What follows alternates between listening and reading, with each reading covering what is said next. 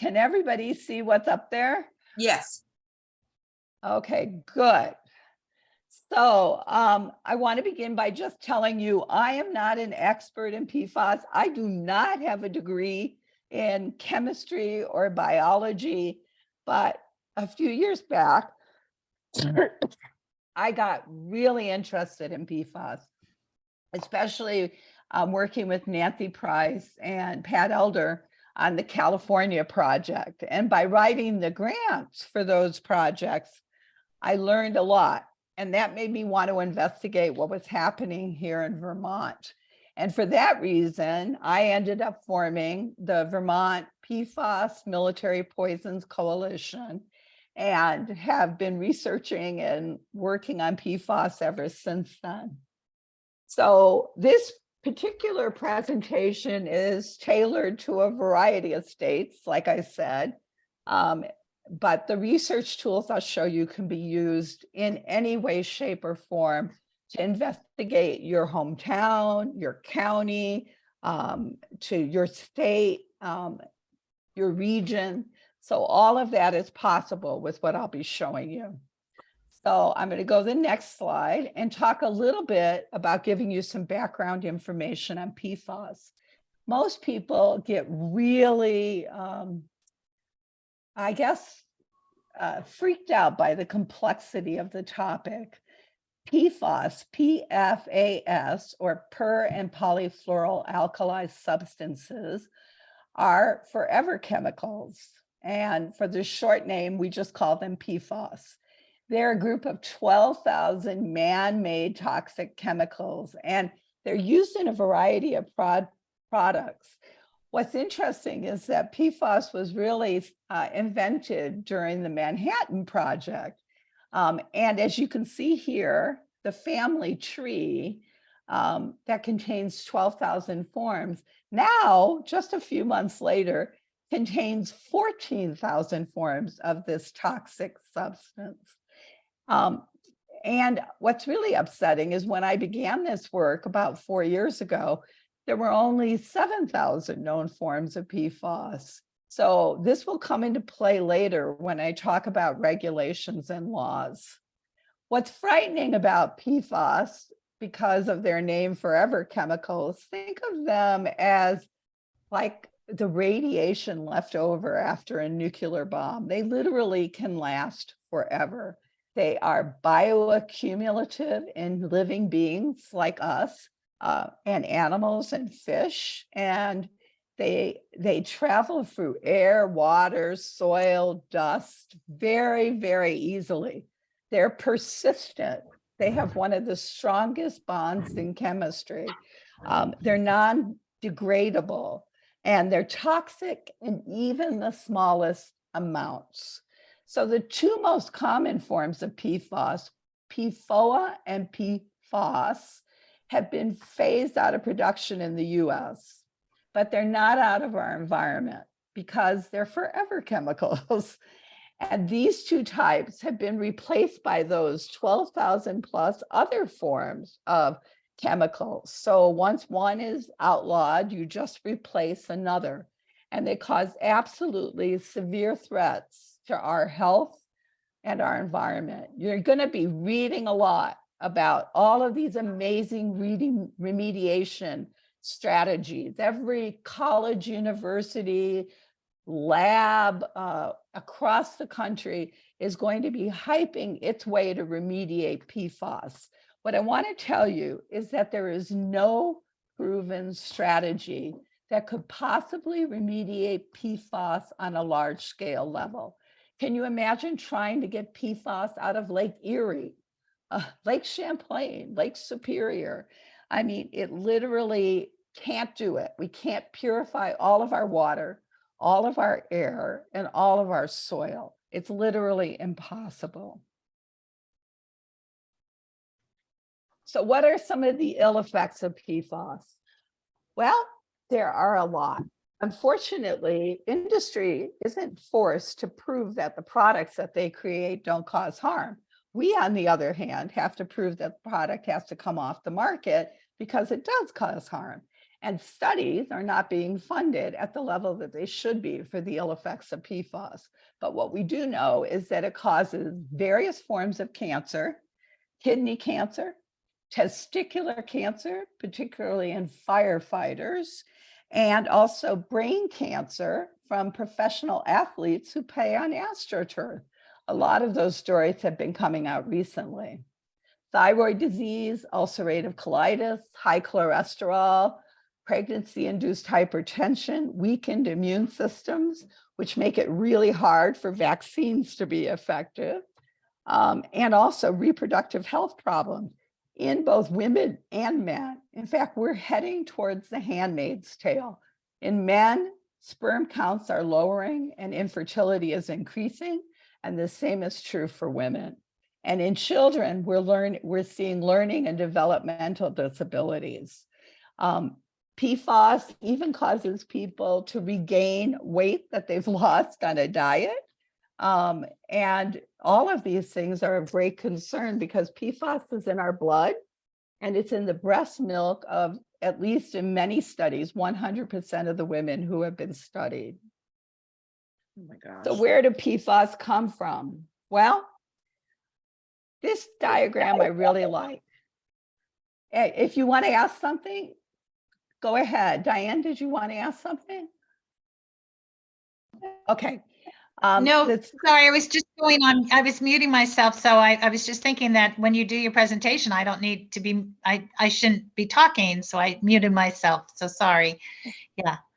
But if you do have a question, just chime in. Okay, I'll raise my hand or something. Okay. The three maps on the left are from the Environmental Working Group. And the Environmental Working Group is a place to get great PFAS information. I particularly like the chart that they've created because PFAS is produced by industry. Three of the most common companies that produce PFAS are Chemcore, 3M, and DuPont. And you can see that their production of PFAS goes into a variety of products, which I'll show you on the next page, and that they also go to military bases, airports, and are in AFFF, aqueous firefighting foam. In fact, military bases, for the most part, are the majority of the Superfund sites and are the majority of the sites with the highest level of PFAS. What happens to our consumer products, our coats and things that we buy and use that have PFAS in them, they go to our landfills and to waste treatment plants. And then they end up back in the environment. And when we have those products, whether it be a PFAS coated outdoor gear raincoat, we get exposed to PFAS and we get exposed to it through water, through air, through dust, and it affects us. It also affects other living beings like fish, and it's transferred from our body and the environment to infants. So these are important things to note. Wastewater treatment plants often get overlooked as a source for PFAS, and I'll talk a little bit more about that later. I do have a question. When did they first, or when were PFAS first made? They started, well, the Manhattan Project. So that would have been the 40s. Okay. And we have known about the dangers of PFAS for about 40, 50 years. The chemical companies that produced it, like 3M and DuPont, they all knew that these were dangerous chemicals. Even the Department of Defense knew. So the fact that we're kind of Johnny come lately to the scene and the EPA means that we're already past the point where we hope that we'll have pure water ever again. PFAS has literally been found in glaciers. It's been found everywhere around the globe. And while we have water treatment plants that can filter out a majority of the PFAS, places that don't have public drinking water systems and the technology that we have that rely on wells or that rely on capturing water from the sky, those people are exposed to PFAS on a regular basis. So it is a global concern. So what you need to really be aware of when you're looking at products is that right now, PFAS is put in everything. You really, really have to know what you're doing in order to protect yourself and your family. And some of the words that you should look at when you're looking at products are non-stick, water resistant, stain resistant, long lasting. And you should check those products for PFAS if you can. However, with 12,000 plus formulas like PFOS, PFOA, PBNS, etc., it just overwhelms people. But there are keywords you can look for. The other thing you should be aware of is if there are inert ingredients. So if it says that 50 or 60% of the ingredients in a product are inert or business confidential, it's very likely or possible that PFAS is one of those inert ingredients if it is not the main part of the product. And so this is another way that businesses stick these products in things that we don't even know we're buying. So here's some examples. Sunscreen, 67% contain harmful ingredients, PFAS. 48% of cosmetics, personal care products. I was shocked to hear about dental floss, toilet paper, conditioners, moisturizers, tampons, and other personal hygiene products. In foods, seafood, especially fish, contains some of the highest levels of PFAS. Cleaning products, bug repellents, and pesticides. Many pesticides we're now discovering contain PFAS. Household consumer products, especially those that say stain resistant, rugs, paints, mattresses, clothing, cookware and food containers, children's products, and water, whether it's from your tap or it's bottled or well water, may contain PFAS. So we really need to do our homework on this. There are other things that we're just discovering now contain PFAS. Contact lenses, believe it or not.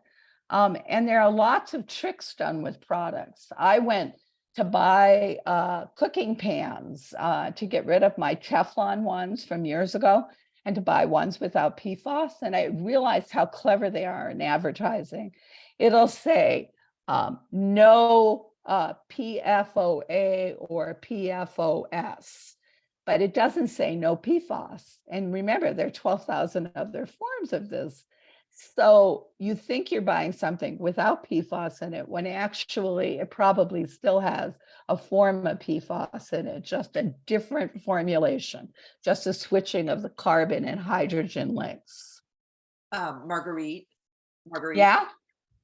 So what do we look for in labels?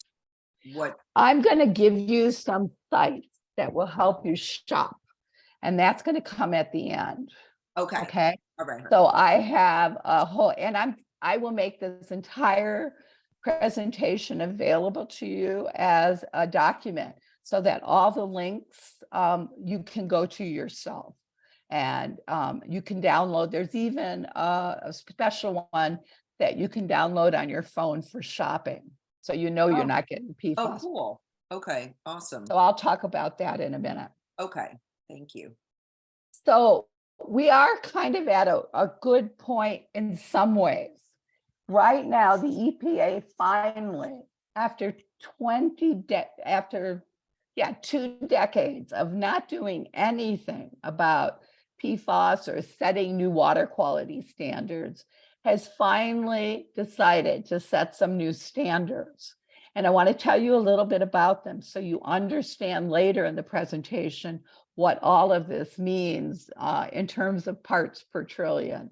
So the new standards for PFAS in drinking water are going to be enforceable, and they're called maximum contaminant levels.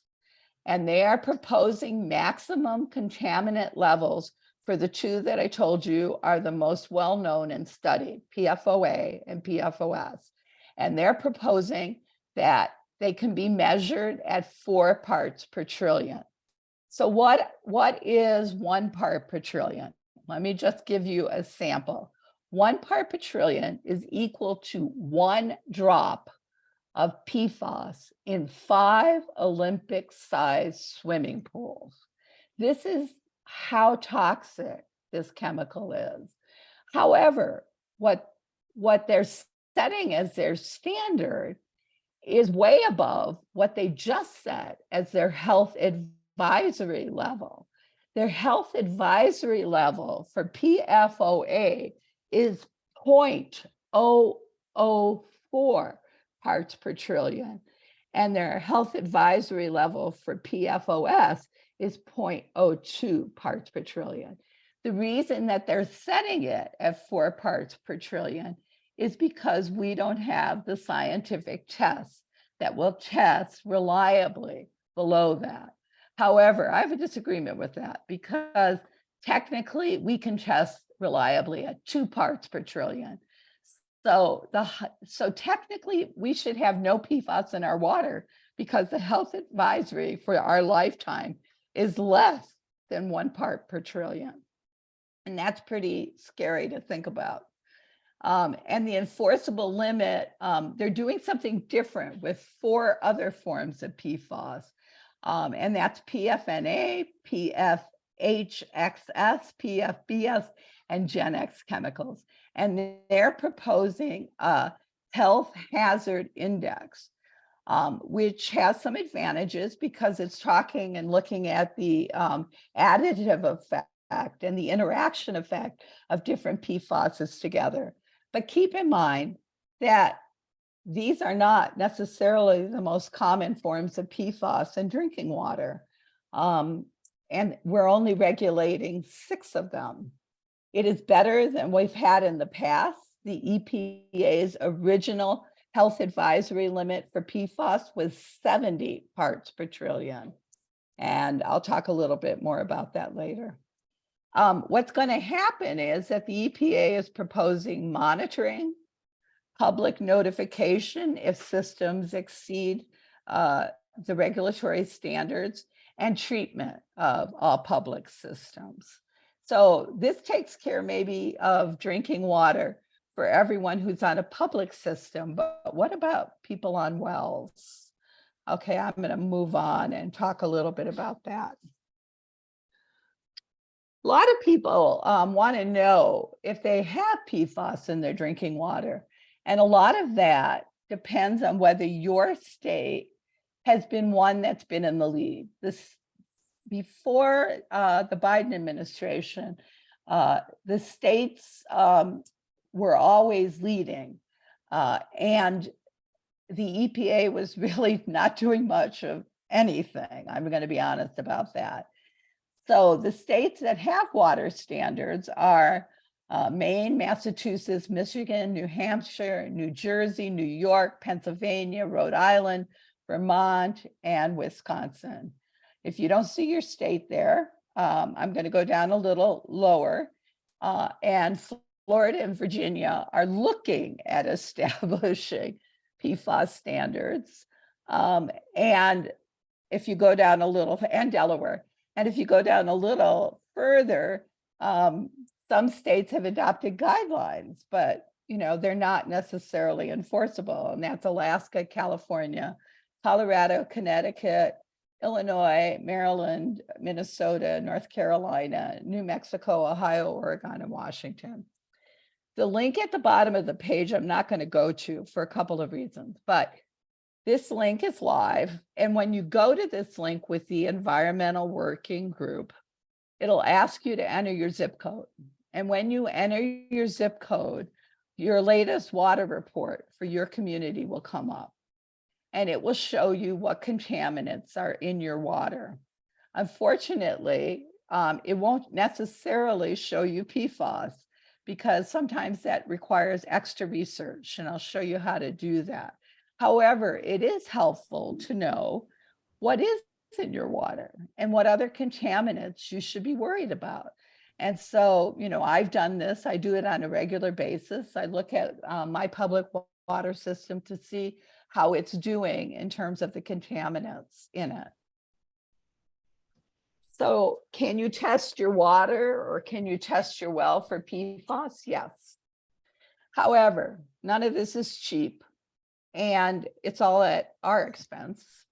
Cyclopure is a company that we've been using, Pat Elder and some of us who have been doing PFAS water testing. We've compared it to, I don't know what that is about. We've compared it to the certified lab tests and the results are comparable. So the cost is not. So Cyclopure tests are $79 and that includes mailing to and from the lab.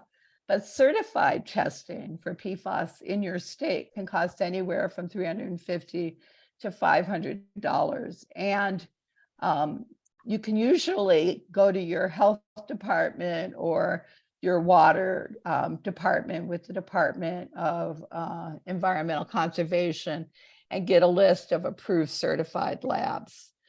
So that can be very helpful if you want to test your own water and find out more about PFAS in it.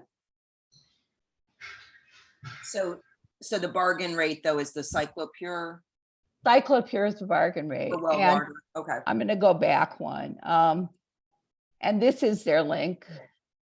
Actually, a live link. We could go to it. This is a live link here for the EPA's list of approved labs. And your own state health department can usually give you such a list as well. Marguerite, Uh-huh. when you've mentioned this environmental working group, is that WILPF environmental working group? No. I'm going to introduce you to some groups that we rely on a lot for our research and for our Okay. studies. And the environmental working group is one of those. So in terms of remediation, these are the basic remediation systems that are being developed right now that are being hyped as being able to clean all of our waters and rivers and air. But the truth is, no. These technologies can work on a small scale. They can work in a sewage treatment plant. They can work in your home. They can work in a hospital or a school. And there are basically three technologies, the activated carbon absorption, the ion exchange resins, and nanofiltration or reverse osmosis. You can get more information about these just by looking them up on Google, or you can get them here under Science Matters. It gives you a lot of details about the three systems.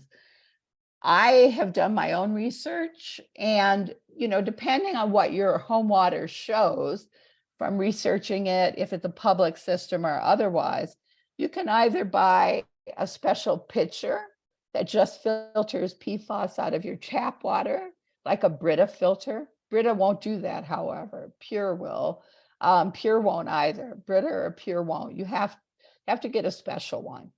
And they're not much more expensive than Brita or Pure. And there's also a whole house system. And from all of my research, the cheapest I could find, because some of these systems are very expensive, the cheapest and best system I could find is between $1,000 and $1,600. And it can do your whole house. And it's this link here, Water Filter Guru. And it does specifically PFAS, but also many, many, many other toxins and chemicals. So here we go into looking at some of the maps. And these are with the Environmental Working Group. This particular map is water and military sites contaminated with PFAS. And when I click on the link here, we're going to go to that site. And this is the Environmental Working Group site. And it gives you the code over here on the left. The light blue is drinking water above the proposed limit. The dark blue is drinking water below it. Purple is military sites, and kind of the red is other known sites. And I was expecting someone from Aurora, Colorado. So we're going to go to Colorado. And I want to show you why these sites are so helpful. So this, I've kind of cased these out. So this little purple one right here is actually Buckley Air Force Base in Aurora, Colorado. My husband is from Aurora, Colorado. And the information page tells you how much PFAS we're looking at. So here you see PFOA in groundwater on the base is 190,000 parts per trillion. If you remember, we shouldn't see any parts per trillion, but that's how contaminated this site is. PFOS, yeah. I don't think we're seeing what you're seeing. We're still on the water and military sites. Sorry about that. This Okay. particular Zoom program is different than the one I was working on. So what you see is Denver now up close. This little purple dot here, can you see this now? Yep. You can? Yep. Okay. So this is Buckley Air Force Base in Aurora, Colorado, and it is contaminated with firefighting foam. I want you to notice the amounts.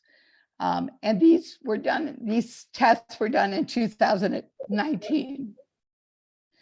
So you have 190,000 parts per trillion in the groundwater at the base of PFOA. You have 99,000 of PFOS, and you have 19,000 of PFBS. And we don't even know what the other parts are, but I just want to remind you that the new health advisory for PFOA and PFOS is basically 0 parts per trillion. So as you can see, that's a big difference, an absolute big difference. So what I want to do is go back to the main map so you can do exactly what I just did, okay, for any city or town that you want, and find out about the military bases. They're going to have the highest amounts, or your particular community. And remember that those light blue dots are all above the proposed limit. And remember also that this is hardly a comprehensive look at what's happening, because nobody really started looking at PFAS until more recently. This is a map of industrial sites. Okay, and what we have here is really fascinating. I want to take you in this map to New York, and I'm going to go in and do a new share. Here we go. Okay, so hopefully you're seeing information about this particular map. Mm-hmm. And if you go down, this is industrial discharges of PFAS. So these are known users of PFAS, suspected users of PFAS. Airports always have PFAS. Landfills and waste disposal facilities always have PFAS, and sewage and waste treatment plants. What fascinated me was the list of industries. And these are the kind of industries you want to check to see if your community has. So, it's things you wouldn't even suspect sometimes: gold ore mining, paint and coating manufacturing, commercial printing, car washes, soap and other detergent manufacturing, paper bag and coated treatment paper manufacturing, textile and fabric finishing mills. All of those have PFAS. So here we're going to zoom in to New York. And the maps are great because they move over. We're going to go up to Plattsburgh, New York, a little bit closer. Okay, so this is Plattsburgh here. It should come online in a minute, I hope.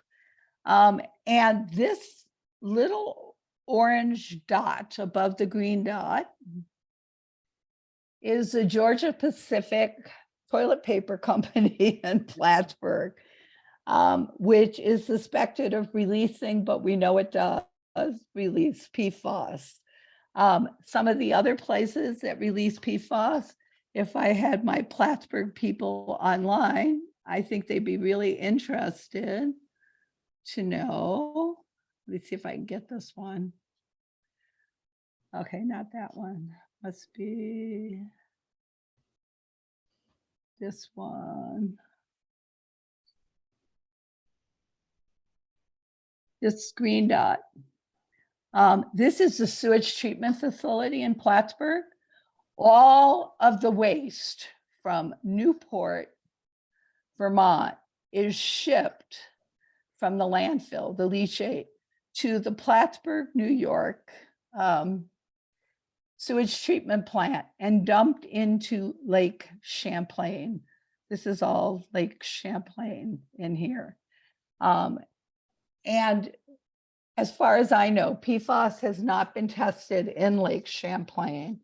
So once again, you can do this for any place, and you can find the industries around you and the potential contamination so that you can do some more research. The next site is with it's part of the Northeastern University PFAS Project Lab. And what they've done is put together a PFAS contamination site tracker. I like this one because it contains links to the various data about the contamination in your state, and it's done alphabetically by state.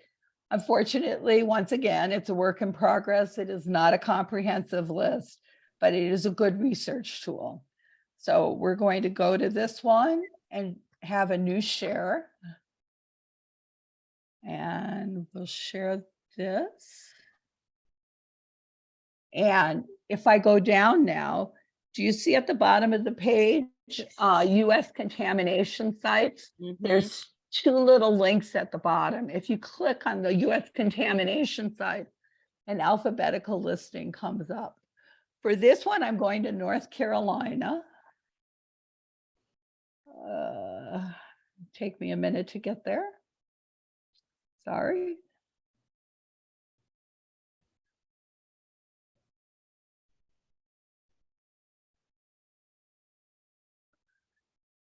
Oh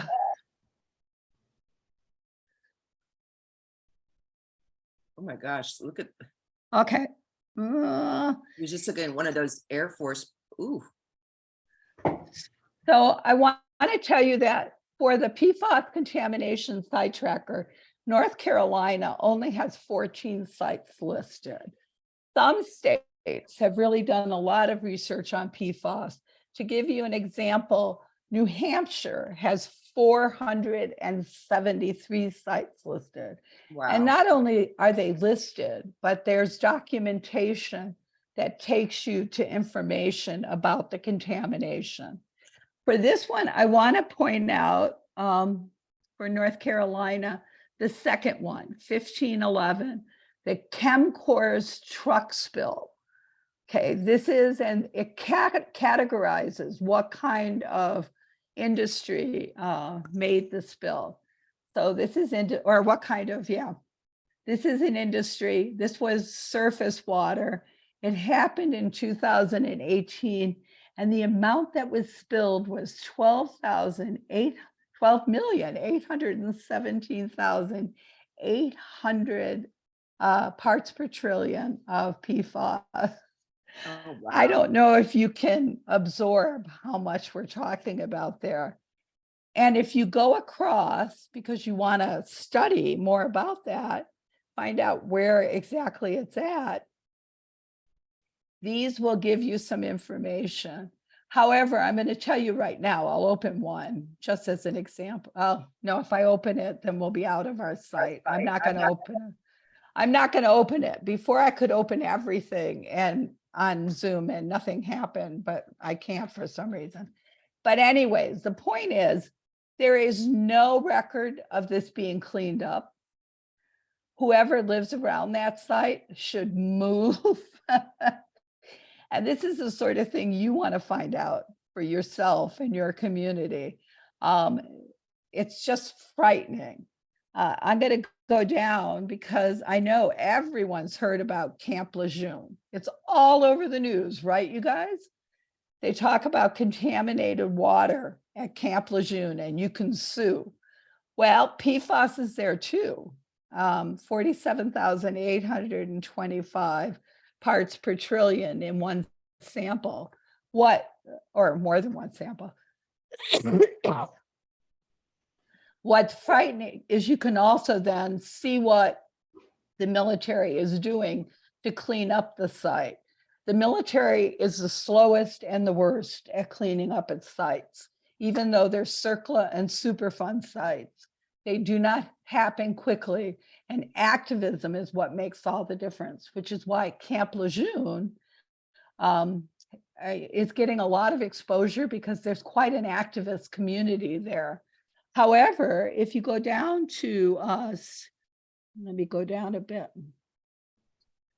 Seymour Johnson Air Force Base, we look how much PFAS we have there, 312,000. And there's hardly any information about it. So I think, sometimes activism makes a huge difference. And we need to really be alert to what's going on around us. The EPA analytic tools is the most comprehensive of the sites that I'm showing you at this point in time.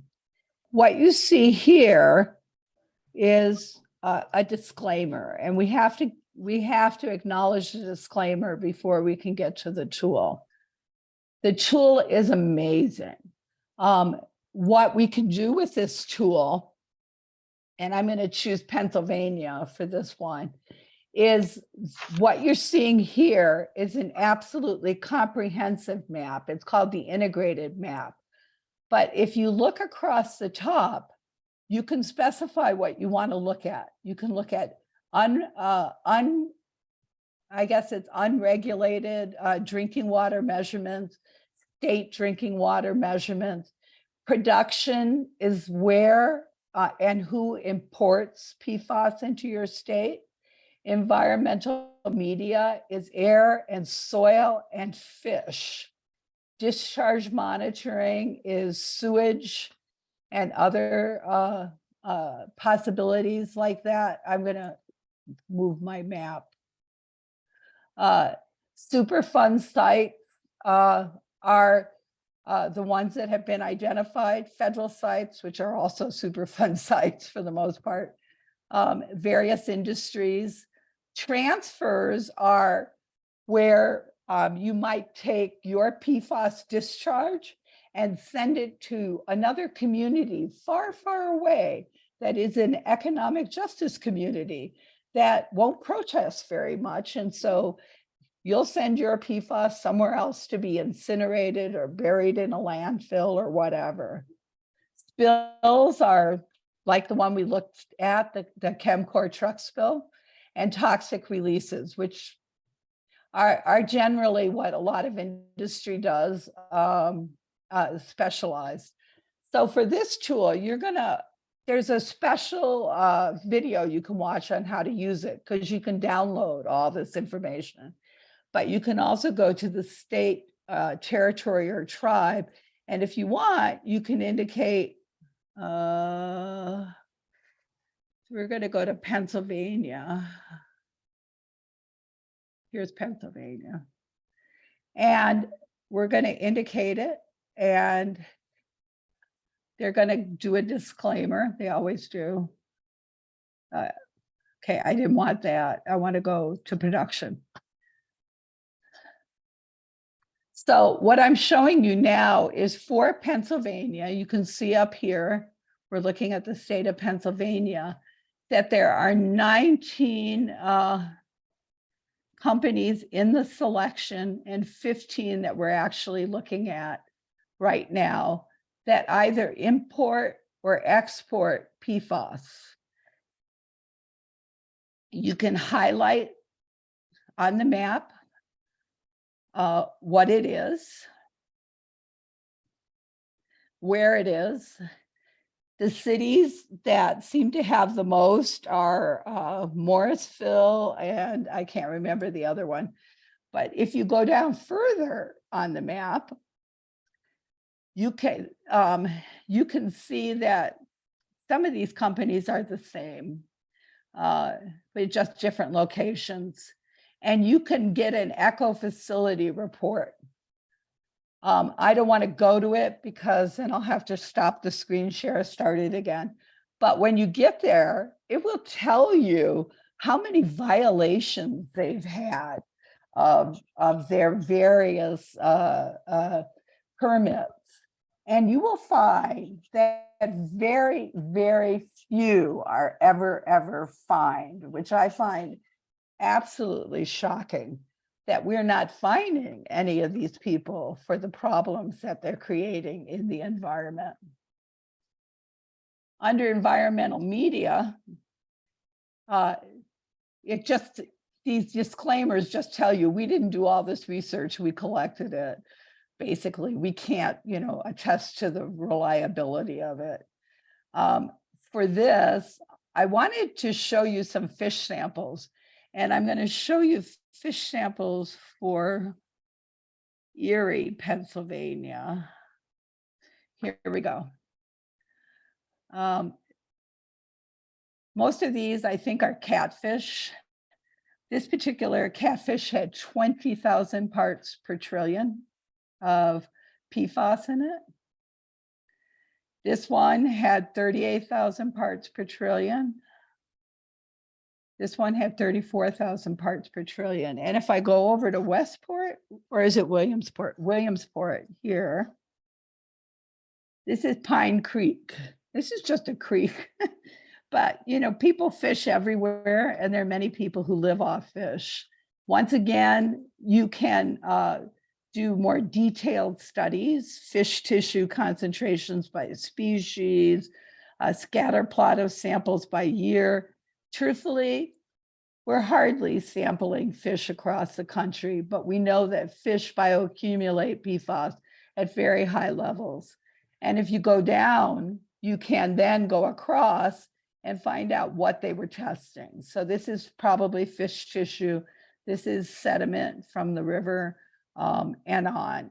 And you can go across again, the bottom of the screen. If I can get down, oh, darn. Okay. Anyway, did you guys get the idea on that? I think I lost everyone. Yeah, it's crazy. Yeah, I can't go back to it now since we're out of it. I'm sorry. No. But if you go across that, I would just like to point out that Pennsylvania has 25 Superfund sites. There were 32 spills in Pennsylvania, and there were a huge number of transfers to other parts of the country, which from what I can tell are probably economic justice communities. So there are so many issues that WILPF could pick up on, and WILPF branches could pick up on if they cared to learn more about this. What is a Superfund site?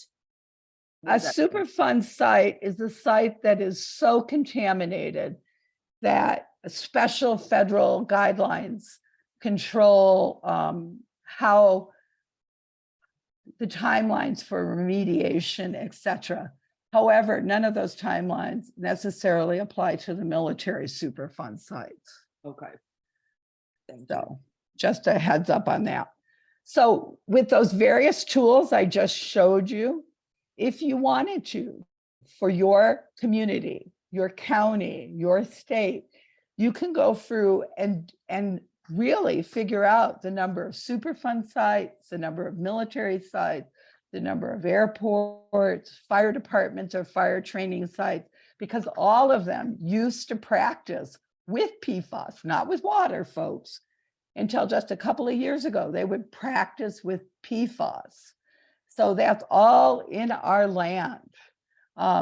You can look at industry sites, wastewater treatment, and we're discovering that here in Vermont, a number of our landfills that have been closed are leaching PFAS into the neighboring wells of people and into the water systems. So you almost need to kind of gather as much information as you can as you move forward if this is a topic you want to learn more about. So this is a quick tool for legislation. These are states that are taking the lead on PFAS legislation. And the states have always been in the lead, far more so than the EPA. This Sorry, site, Marguerite, yeah? what did you just say about initiative with taking on legislation? I'm not sure if I'm seeing what you're showing there. Are you seeing what laws in my state protect me? I'm seeing environmental media. Oh, that, I want new sheriff, sorry. That's okay. Here, I'm sorry. It's okay. Here we are. Yes, thank you. So these are the states that are taking the lead in legislation. And Safer States is a site that I use to get ideas about legislation, to find out what pieces of legislation we can copy and bring to Vermont. When you click on Safer States,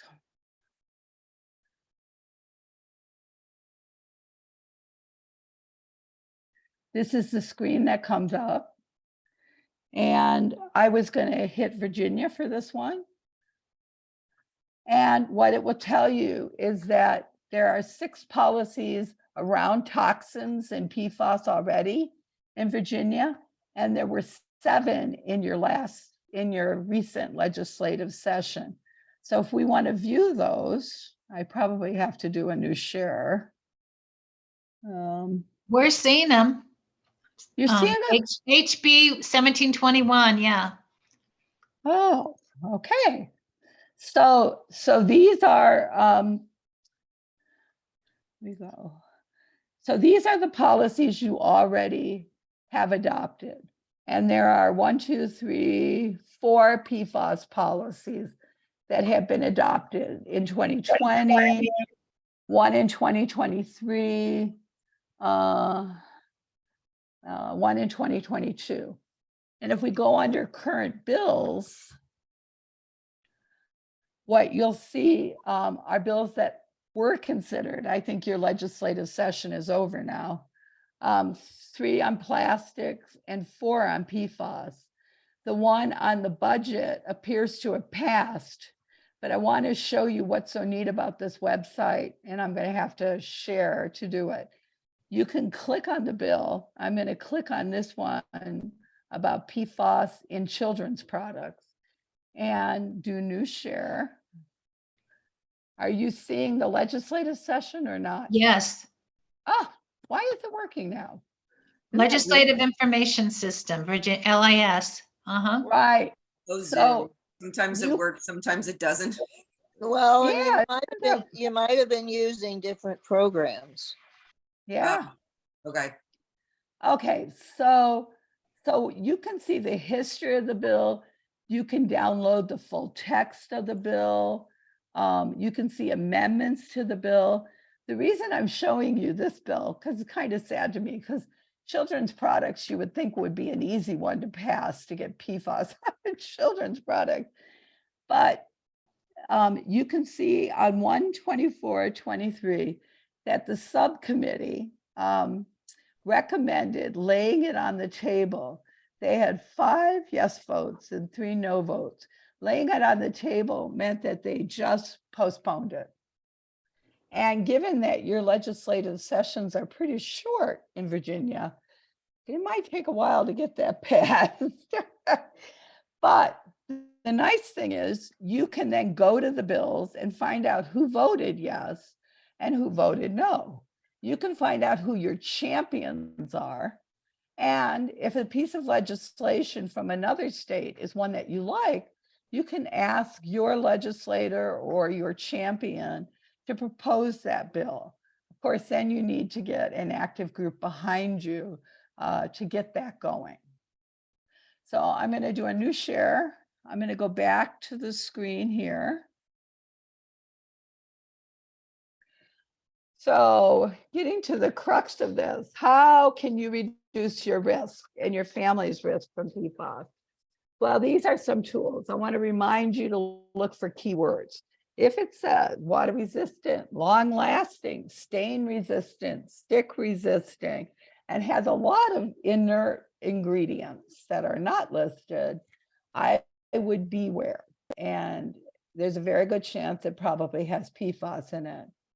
These 3 websites, the first one here, PFAS-free products, the Environmental Working Group without intentionally added PFAS, PFC, and the Silent Spring smartphone app. This is the one, the Silent Spring smartphone app, you can take shopping with you. And you can just put the barcode in and it will give you information about that product. Probably one of the most useful ones. Unfortunately, I don't own a cell phone, so I usually use PFAS-free products or the Environmental Working Group sites. And I put some others down. They vary a lot in terms of, you know, how totally accurate they are, but we can only do the best that we can do in terms of finding the products that will work best for us.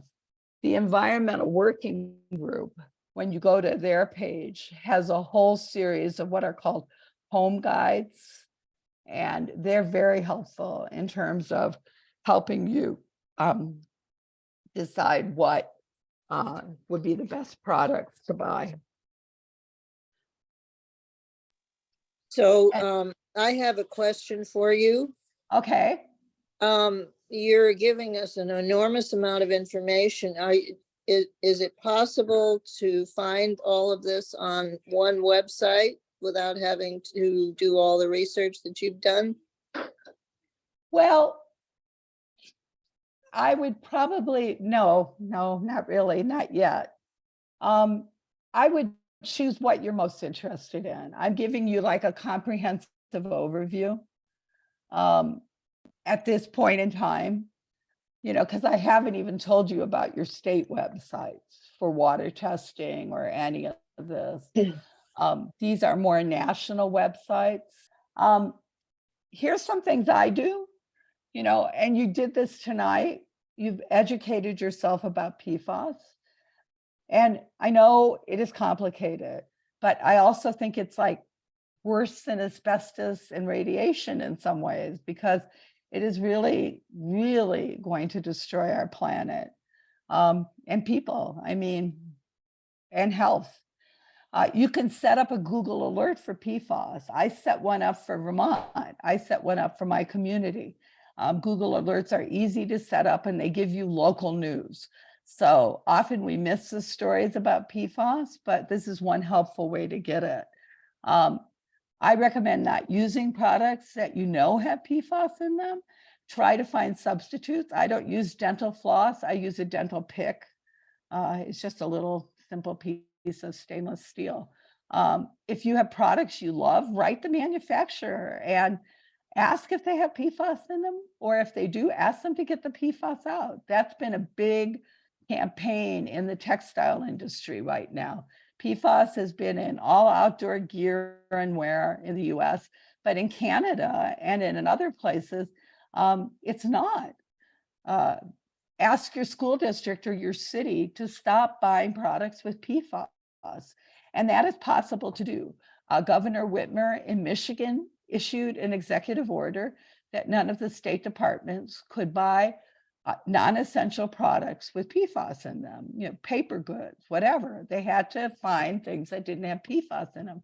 And the Biden administration has done the same thing. And advocate for legislation at the state level and at the national level around PFAS. The European Union is way ahead of us. The European Union, at the same time that the EPA did its new water PFAS guidelines, issued a report saying that the European Union is going to ban 10,000 forms of PFAS, and that industry, over 180 companies have joined together saying that they will stop using PFAS in their products because, you know, the map of PFAS in Europe is horrendously bad. As bad, well, we're probably the worst, but it's pretty bad. Pretty bad too. So those are some of the things that we can do. And if you're interested in more information about what's happening at the national level, finally, in regards to PFAS, there were regional engagement sessions. I testified at ours. There was also a one on the water quality standards. I testified at that. And there was also one on CERCLA or Superfund sites, and I testified at that. If you're interested and want to say something about the water standards, the link at the bottom will take you to the page where you can make us, you know, you can say something about the water standards. My basic argument is you need to ban them all. You cannot do this whack-a-mole one at a time because they just keep substituting new ones. And besides that, the ones that they're talking about, for the most part, are not necessarily the most common in drinking water, public drinking water. And so that also needs to be looked at. In other words, ask the EPA to do more. Ask them to do what the European Union is doing. These are the websites, the predominant websites from which I got all that information that I'm sharing with you. I didn't include the EPA analytic tool, but you can get that there. And I'm willing, you know, to help anyone who wants more information get it. And like I said, I'll make this available to everyone.